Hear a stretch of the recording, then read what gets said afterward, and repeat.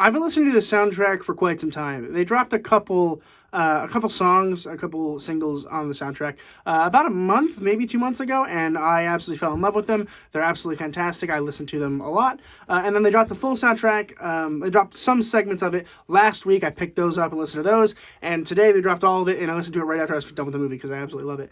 But today we're talking about a musical that I've been waiting for like a year now. As soon as I heard that it was in development, I was through the roof with excitement, and I'm glad it didn't fall flat. So today we're going to be talking about Tick, Tick, Boom.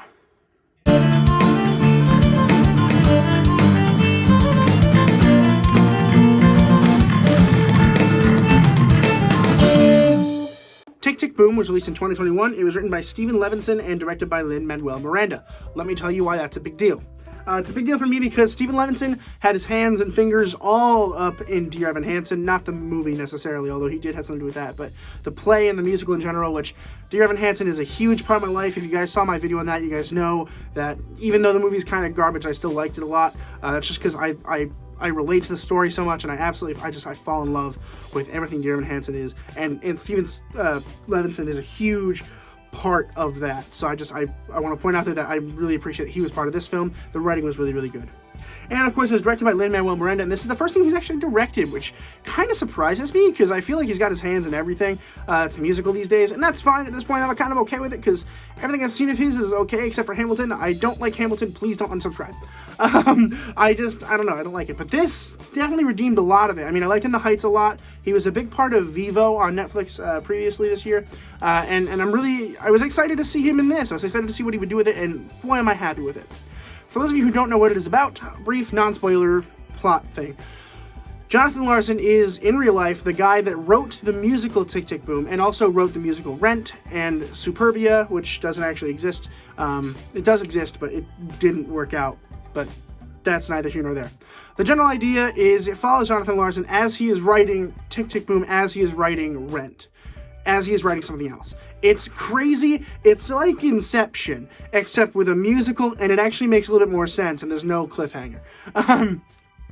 We follow Jonathan Larson, particularly when he's trying to write Superbia, which is this big musical he has planned. It's this big life thing, and he's turning 30, and he wants to get it done before he turns 30, and it's a big deal.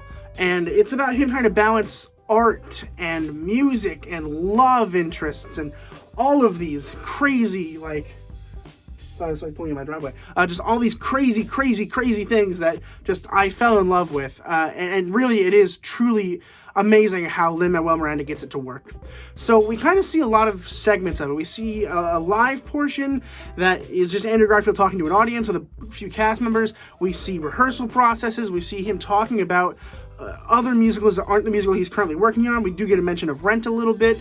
Tick, Tick, Boom. This is not a direct, from what I understand at least, this isn't exactly a direct adaptation of Tick, Tick, Boom. This is a slightly twisted version, as if Tick, Tick, Boom were something that he was working on while working on Superbia. And while that's probably true, it does kind of mess with the timeline a little bit, which is a little frustrating and definitely is a slight negative, is the timeline is kind of weird and definitely hard to keep track of. Not that it's impossible, and not that I think that movies shouldn't challenge you, because they should, but it challenged me in a way that I didn't like.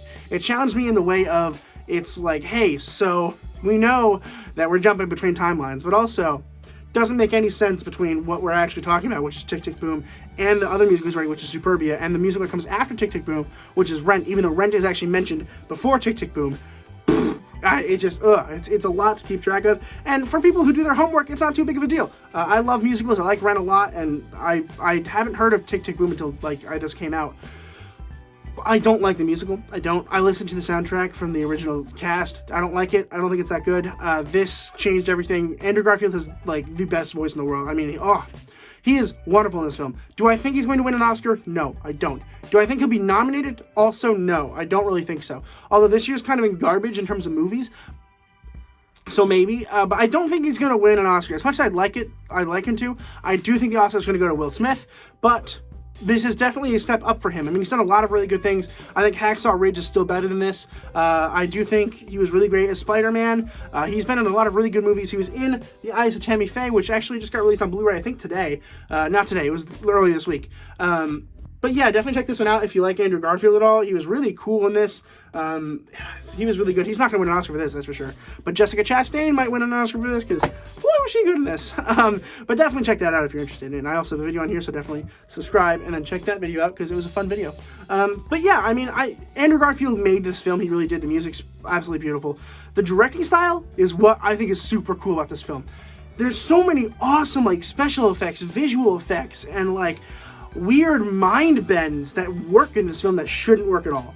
Like, there's a lot of moments where we'll be in one set, and then he'll just, like, break the set, and we'll be in a different set. And it's like, Lin-Manuel Miranda, I never thought I would say this, is a directing genius.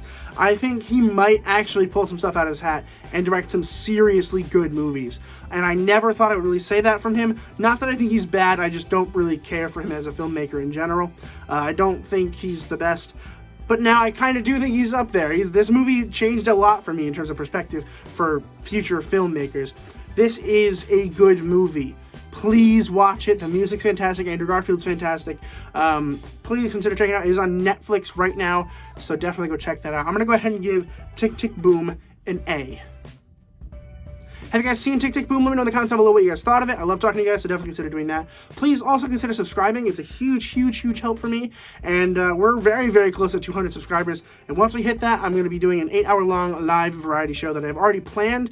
I have a lot of really fun segments, so if you guys want to check that out, please consider subscribing because it's a huge help and will help get to 200 subscribers. So I just want to thank you guys again for watching this video, and as always, keep watching movies and television, stay educated, and I'll see you guys in the next video.